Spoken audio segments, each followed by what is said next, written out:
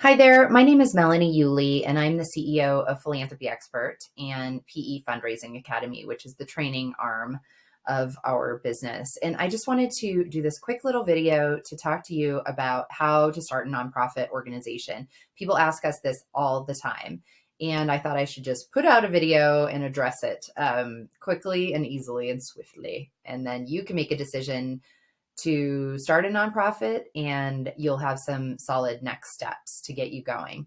First of all, I think that everybody really needs to ask themselves, is the 501c3 nonprofit structure right for you and for your organization, for your personality?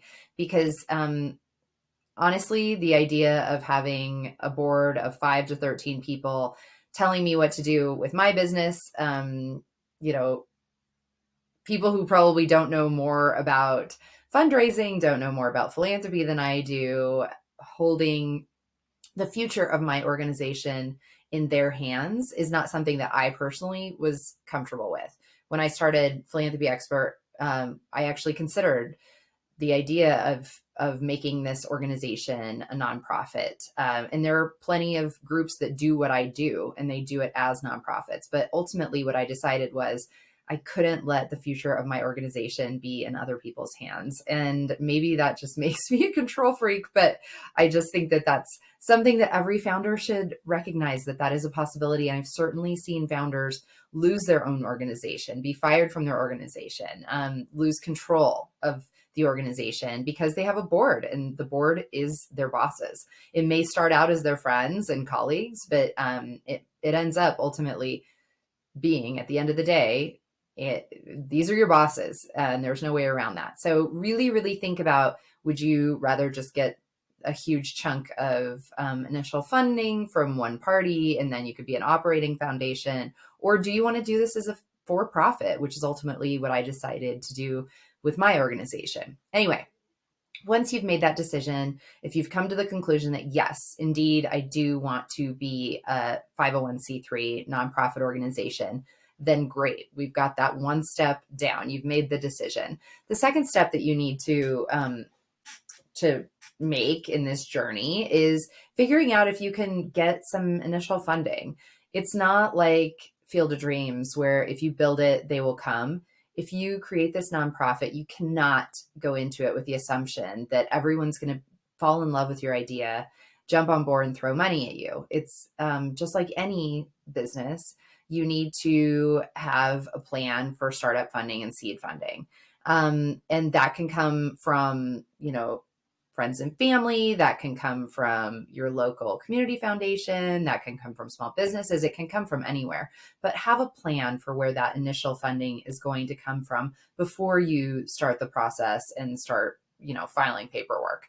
Next, you're going to want to identify a team. You do not want to go this alone, I promise you. For one thing, you won't be able to raise money if you're by yourself. No one wants to invest in a team of one. They want to invest in an organization, a real organization. So find the team that's going to support you and get excited about this work with you. And that team can eventually become your staff, can become, part of them can be your board, but you want to find a team of friends to go along this hard road with you. Next, you want to get feedback from the community to make sure that your solution is the correct solution.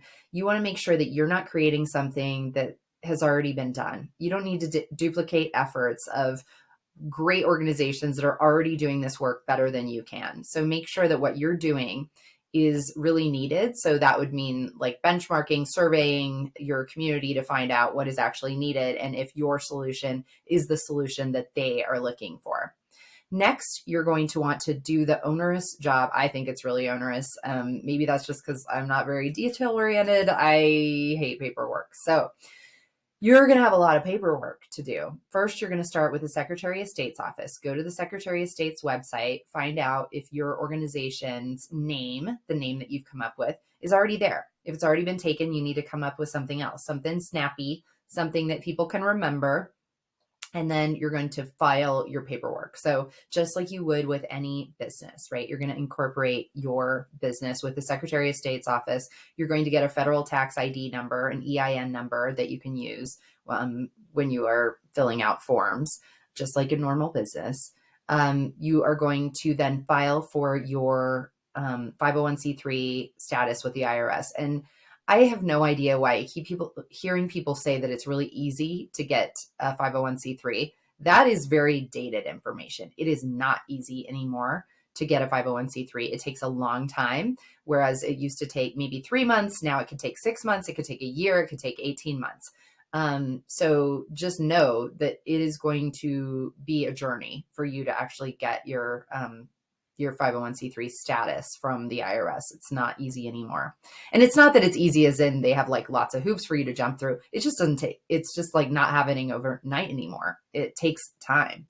And if you are raising money, that is a problem because the organizations that want to fund you are going to need to have that tax ID that says that you're in that letter from the IRS saying that you are a registered 501c3.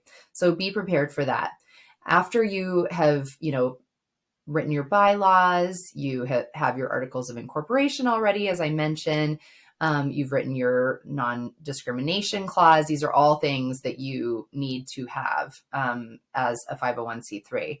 Then you need to identify who are going to be the officers of your organization. So just like any organization that has a board, you are going to need to have officers. So identify those board members who will hold those roles for you. You'll need a registered agent, so somebody who actually lives in the state in which you are doing business. They'll have to collect mail that comes, snail mail that won't go to a PO box, that will come to an actual home. So they'll need an actual physical address of that registered agent. Next, once you have all of this done, you can go ahead and have your first board meeting. Yay. And hopefully you have the team in place that will help you create a program that is, hopefully never been done before and that you can do better than anyone else. And Philanthropy Expert is here to help you. Go to our website, and if you need to email us, it's just expert@philanthropyexpert.org. And we are available to help you with fundraising, with governance, with board development, with strategic planning, with any of the things that you need to put your new nonprofit into place. And congratulations. Good luck.